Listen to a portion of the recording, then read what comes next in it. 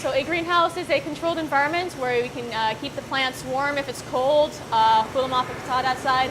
We can provide them with lighting. We can provide them with basically everything they need to grow healthily no matter what the natural environment is.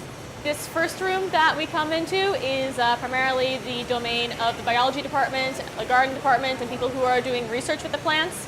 It's our propagation area. We have a misting table for people who are propagating plants and starting seeds. So this area is mostly the science section, and then the room behind me is the room where all the tropical plants have been growing. It's our presentry room, and it's the room where a lot of the more permanent plants are, and the larger ones. So this is the room for aesthetic.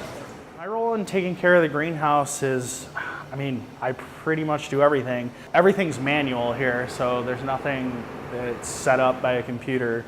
So if it's too humid or something, I have to vent it manually. I'm pretty much responsible for keeping everything alive and making sure that professors have everything they need for their research.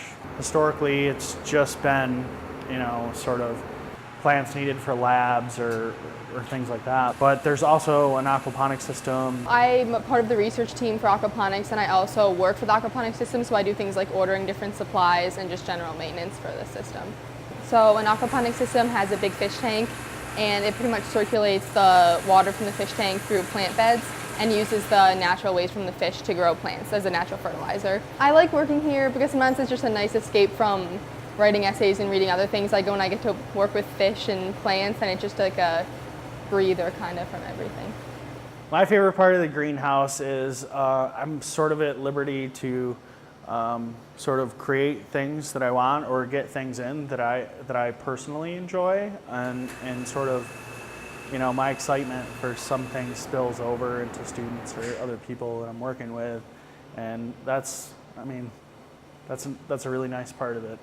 Again, there's a lot of ways we can do research with plants, and we have a lot of things that we can learn, not only for medicinal things or environmental things and stuff like that, but also it gives students a chance to sort of learn how to propagate plants, and you can always use this for a job in the future, and it's just relaxing and fun.